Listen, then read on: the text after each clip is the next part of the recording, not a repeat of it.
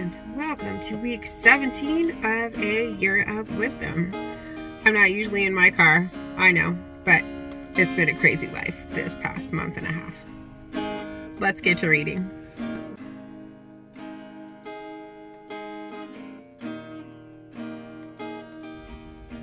Day 117. Job 37. At this, also my heart trembles and leaps out of its place. Listen to the thunder of his voice and the rumbling that comes from his mouth. Under the whole heaven he lets it loose, and his lightning to the corners of the earth.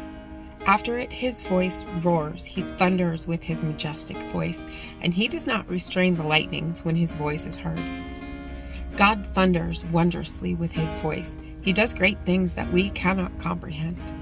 For to the snow he says, fall on the earth, and the shower of rain, his heavy shower of rain, serves as a sign on everyone's hand, so that all whom he has made may know it. Then the animals go into their lairs and remain in their dens.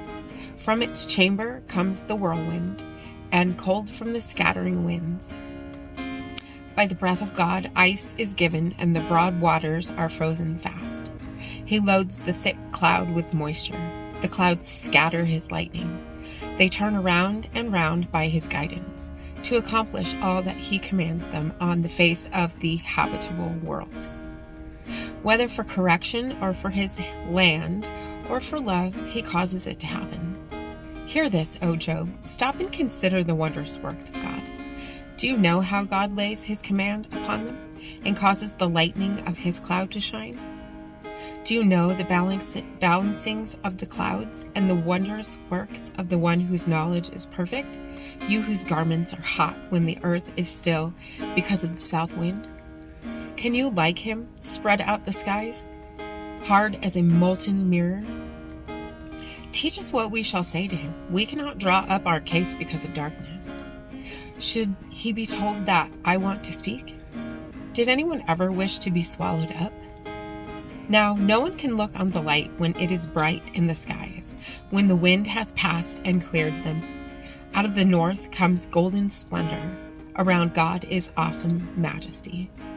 The Almighty, we cannot find him. He is great in power and justice, and abundant righteousness he will not violate. Therefore, mortals fear him. He does not regard any who are wise in their own conceit.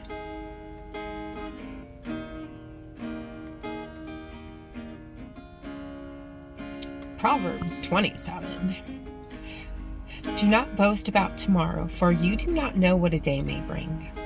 Let another praise you and not your own mouth, a stranger and not your own lips. A stone is heavy and sand is weighty, but a fool's provocation is heavier than both. Wrath is cruel, anger is overwhelming, but who is able to stand before jealousy? Better is open rebuke than hidden love. Well meant are the wounds of a friend. I'm going to wait till this guy's done. Take 72. Proverbs 27. Do not boast about tomorrow, for you do not know what a day may bring. Let another praise you and not your own mouth, a stranger and not your own lips. A stone is heavy and sand is weighty, but a fool's provocation is heavier than both. Wrath is cruel, anger is overwhelming, but who is able to stand before jealousy? Better is open rebuke than hidden love. Well meant are the wounds a friend inflicts, but profuse are the kisses of an enemy.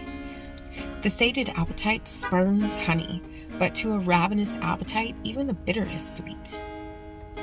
Like a bird that strays from its nest is one who strays from home. Perfume and incense make the heart glad, but the soul is torn by trouble.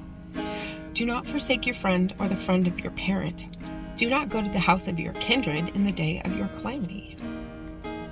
Better is a neighbor who is nearby than kindred who are far away. Be wise, my child, and make my heart glad, so that I may answer whoever reproaches me. The clever see danger and hide, but the simple go on and suffer for it. Take the garment of one who has given surety for a stranger. Seize the pledge given as surety for foreigners.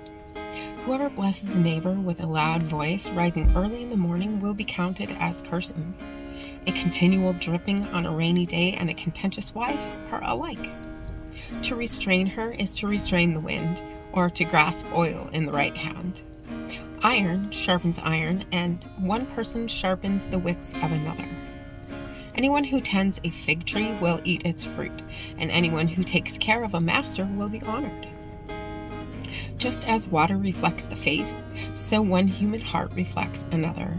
Sheol and Abaddon are never satisfied, and human eyes are never satisfied. The crucible is for silver, and the furnace is for gold, so a person is tested by being praised. Crush a fool in a mortar with a pestle, along with crushed grain, but the folly will not be driven out. Know well the condition of your flocks, and give attention to your herds. For riches do not last forever, nor a crown for all generations. When the grass is gone and new growth appears, and the herbage of the mountains is gathered, the lambs will provide your clothing, and the goats the price of a field. There will be enough goat's milk for your food, for the food of your household, and nourishment for your servant girls. And as always, I am super grateful for you being here today. Don't forget to hit subscribe right there and click the bell and hit that like button too. And I will see you tomorrow for another reading. Maranatha. And my heart is worry-worn.